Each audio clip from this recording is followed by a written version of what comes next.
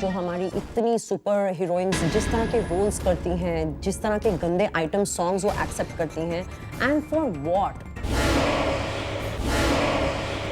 जाके वो शादियों पे नंगे नाच करती हैं ताकि वो 50 करोड़ से 100 करोड़ की बन जाए, एंड वो खुद ऐसे गाने मांगती हैं,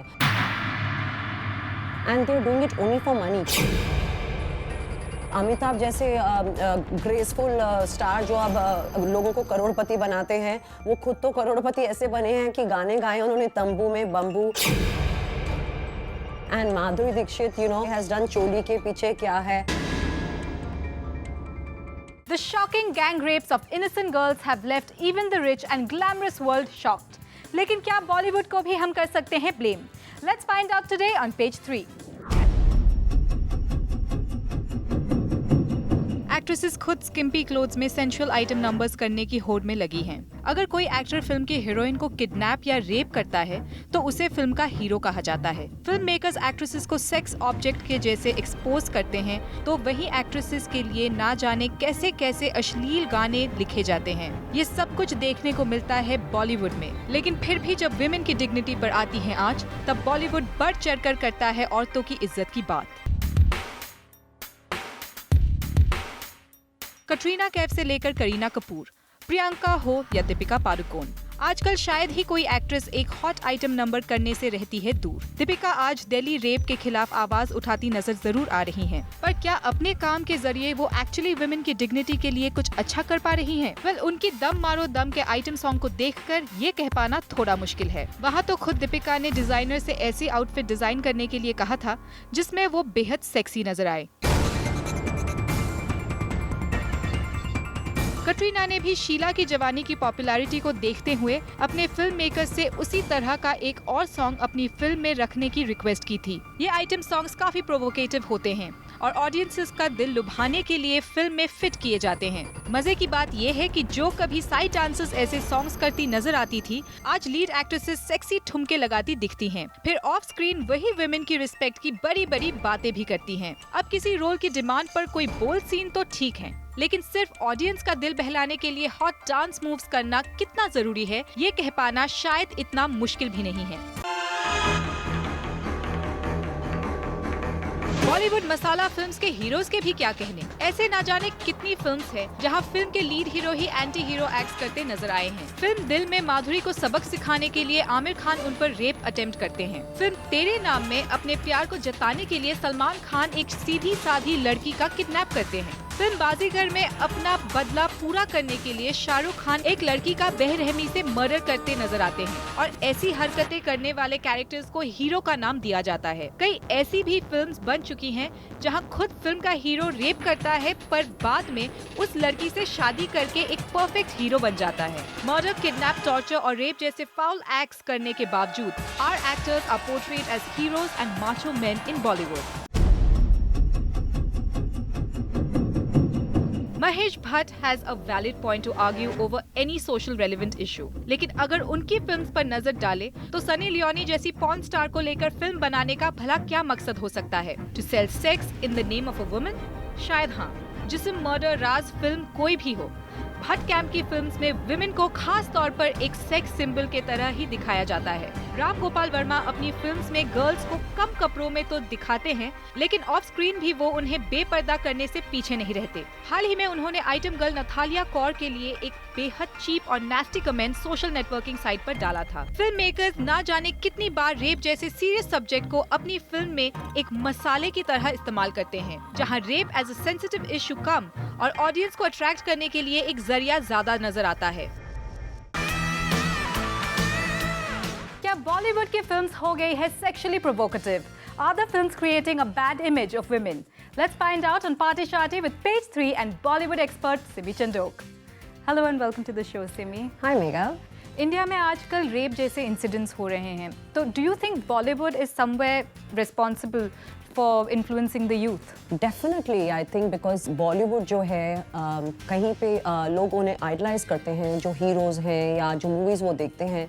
तो obviously they look up to all this, तो Bollywood definitely has a big role to play in it and वो हमारे माइंडसेट को इन्फ्लुएंस करते हैं एंड हम जो भी वहाँ देखते हैं कई बार जो हकीकत दिखाते हैं या जो हमें फैंटेसीज दिखाते हैं, जो औरतों को जैसे पोर्ट्रे किया जाता है बॉलीवुड में, तो वहीं से हमारा जो यूथ है इंडिया का वहाँ से इन्फ्लुएंस होता है. So Bollywood does have a role to play in it and आज जैसे हम औरतों को बाहर ट्रीट करते हैं वो हम बॉलीवुड से अक्सर सीखते हैं, बिकॉज हम ये भूल जाते हैं कि इंडिया की कितनी पॉपुलेशन अनपढ़ है, अनएजुकेटेड है, इलिटरेट है, जो मूवीज़ से बहुत ज़्यादा इन्फ्लुएंस हो जाती है. एंड अगर हम अपने हीरोज़ को भी देखते हैं वो किस तरह अपने हीरोइंस को ट्रीट करते हैं मूवीज़ में, it does make a difference. अगर आमिर खान है वो माधुरी दीक्षित को कहीं पर रेप करने की कोशिश करते हैं टू वू हर, या अगर हम रियल लाइफ में भी देखते हैं तो कितने सारे रूमर्स सुने हैं कि कटरीना कैफ को कहीं पे सलमान खान ने थप्पड़ मारने की कोशिश की एट अ कॉफ़ी शॉप, या उन्हें कहीं पर किसी टीवी शो पर उन्होंने इंसल्ट करने की कोशिश की. तो ये जो वायलेंस है जो हमारी इतनी सुपर हीरोइंस अपने ऊपर होते हुए एक्सेप्ट करती हैं, या फिर वो जो कि जिस तरह के रोल्स करती हैं, जिस तरह के गंदे आइटम सॉन्ग्स वो एक्सेप्ट करती हैं, and for what they are already rich to earn some more money एंड जाके वो शादियों पे नंगे नाच करती हैं ताकि वो 50 करोड़ से 100 करोड़ की बन जाएं.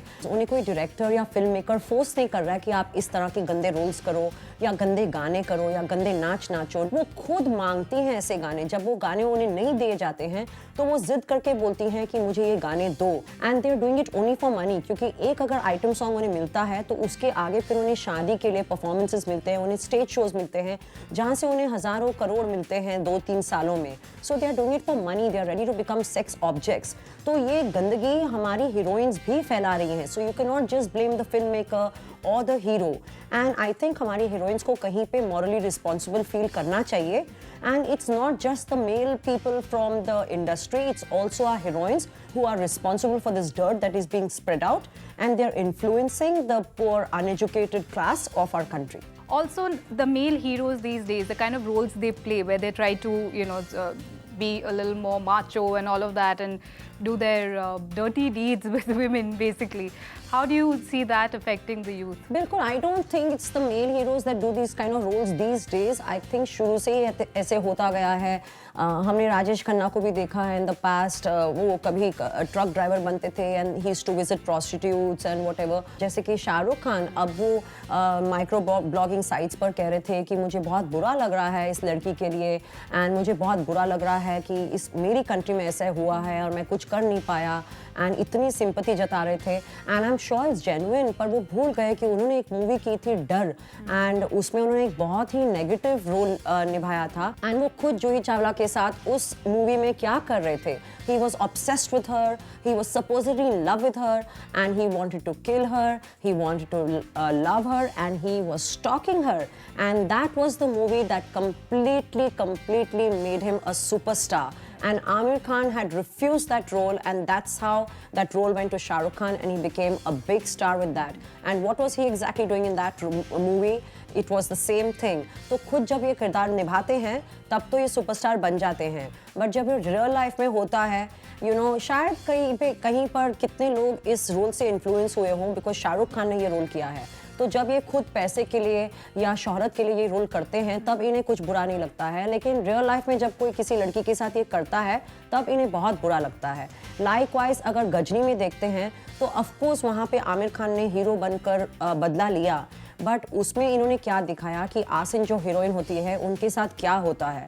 तो जब ये पैसे के लिए, फेम के लिए, अवार्ड्स के लिए ये सब करते हैं, then it's okay, it's only a movie, it's real life. But real life में जब ये होता है तब इन्हें बहुत बुरा लगता है, तब ये बहुत मॉरलिस्टिक हो जाते हैं.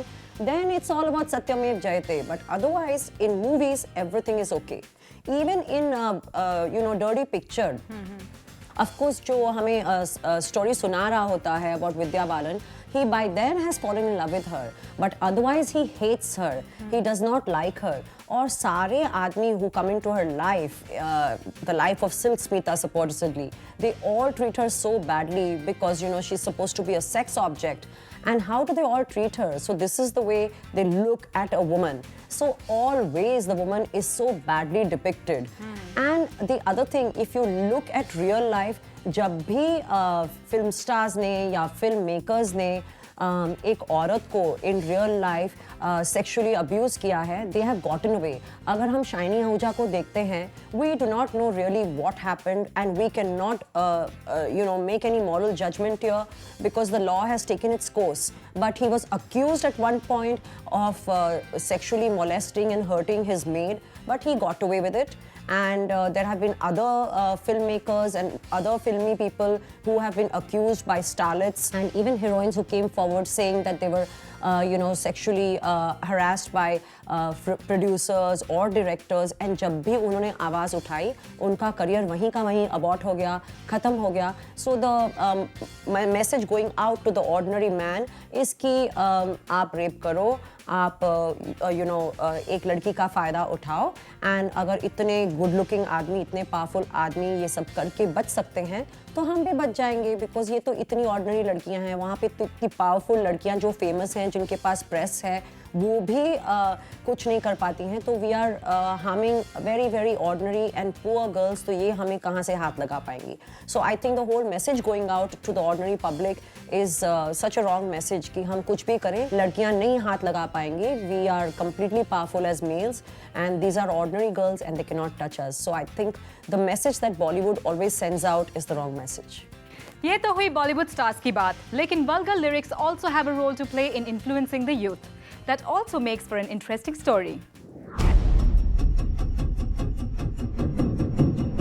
बॉलीवुड मसाला फिल्म का एक और बहुत ही इम्पोर्टेंट एलिमेंट है फिल्म के सॉन्ग्स. यहाँ भी लड़कियों की शान में कुछ कम नहीं लिखा गया है. चोली के पीछे क्या है, तू चीज बड़ी है मस्त मस्त, शीला की जवानी जैसे गानों में चीप वर्ड्स और अश्लीलता की कोई कमी नहीं है. और ये और ना जाने ऐसे कितने ही गाने फिल्म की एक्ट्रेसेस के लिए लिखे और उन पर फिल्म किए जाते हैं. लेकिन ऑडियंस इकट्ठा करने के लिए ऐसा गाना अक्सर फिल्म्स में यूज किया जाता है. From actors to actresses, directors to producers, हर कोई विमेन की आन और इज्जत के सपोर्ट में बातें करते नजर आते हैं. पर क्या ये बॉलीवुड एक्चुअली इस इशू को सपोर्ट करता है? फिल्म्स का हमारी सोसाइटी पर एक बहुत बड़ा इम्पैक्ट होता है.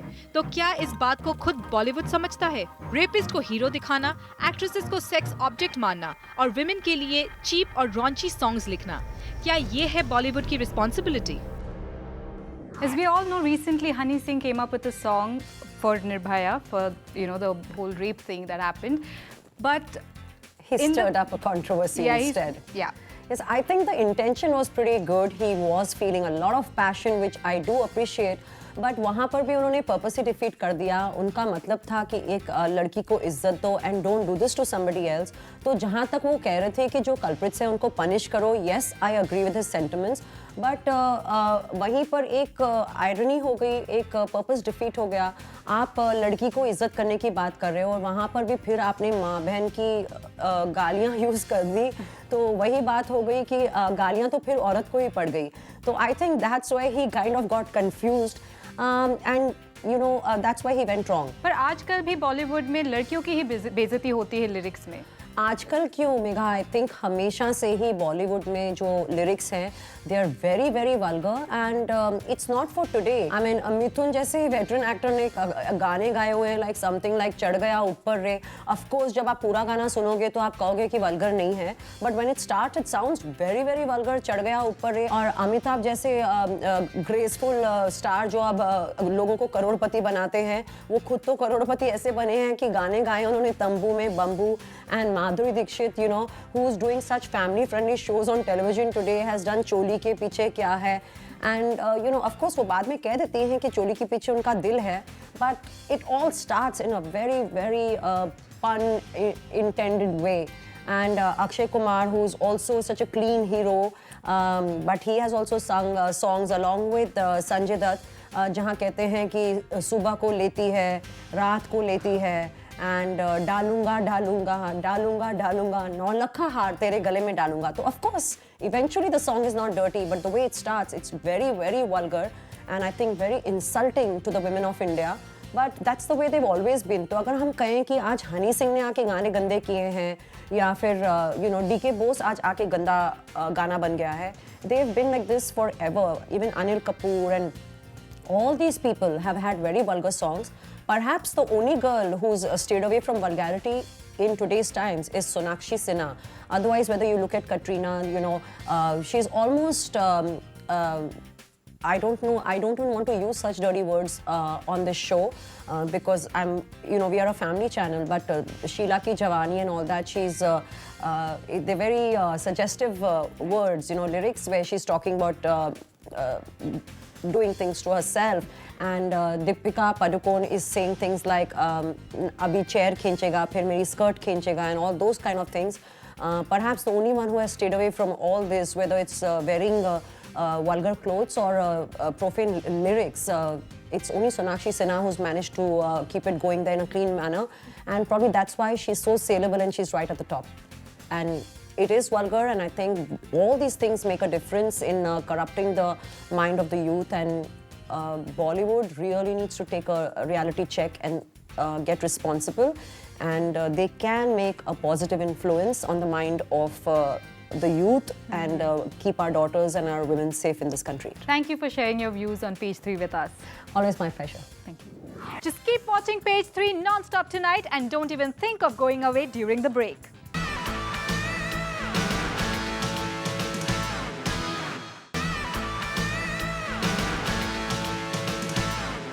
Diana Tyagi and Shailesh Ranjhak, who runs a dance academy, hosted an event which had Kajol, Alia Bhatt and Mumbai's Commissioner Satyapal Singh amongst other celebrities. So let the party begin.